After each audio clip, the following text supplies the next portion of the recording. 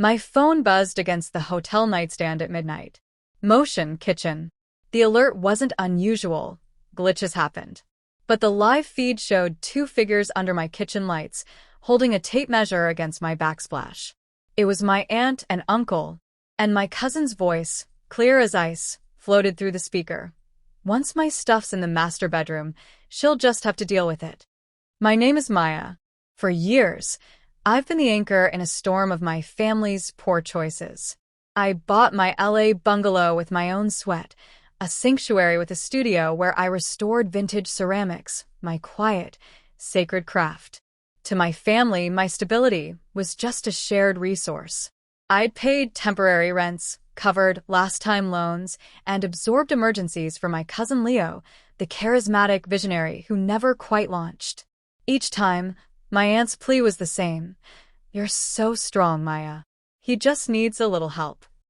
My silence was their green light. Now, watching them diagram my life from 600 miles away, a cold clarity settled in my veins. They weren't helping. They were annexing. That certainty in my aunt's laugh, it wasn't malice, it was calculation. They'd banked on my compliance for a decade. The old Maya would have called, frantic.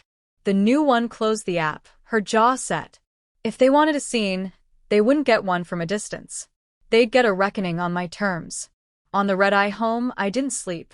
I compiled a digital ledger on my laptop. Every transfer, every co-signed form, every bill I'd absorbed since college. Isolated, each was a kindness. Together, they formed a map of exploitation. Leo had been hinting online about a major upgrade and a game-changing space. He wasn't hiding, he was bragging, using my home as his backdrop. Perfect. My mother spotted me first. "You're back early," she said, not with guilt, but irritation. "Don't start a problem." "I'm ending one," I replied, my voice steady. Leo's on-camera smile didn't falter. "Everyone, my sister's here. She's cool with everything, obviously." "I am not," I said, stepping into the frame. The room's chatter died. I placed my folder of financial records on the table. "This is my house. These are the records of what it cost me to get here, and what you've taken to pretend it's yours." My father stepped in, face flushed. "This is a private family issue. You're humiliating us." "You made it public when you staged this party," I said. The air grew heavy. Then a new voice cut through. "It's more than a party."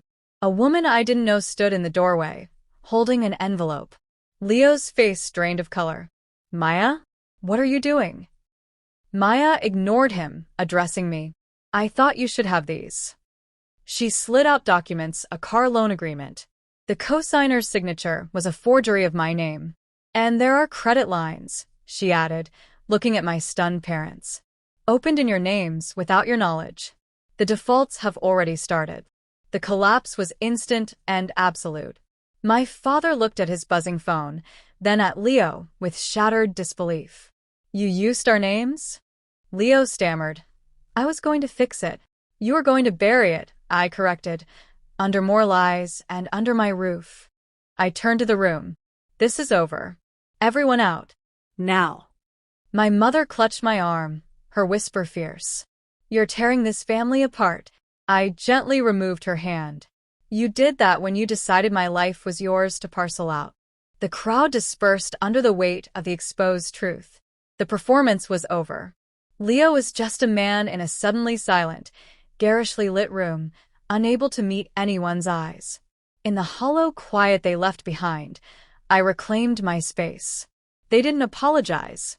They called to say I'd gone too far, that I'd exposed what should have stayed hidden. But secrets like those only grow in the dark. Leo's online persona vanished. The consequences they'd always outsourced to me became theirs alone to face. I felt no guilt, only a profound, weary peace. For years, I confused endurance with love. I was wrong. Respect is the bedrock, not silence. Walking away from their expectations wasn't cruelty. It was the first real act of self-care I'd ever allowed myself. My house is truly mine now. The quiet no longer feels empty. It feels like freedom.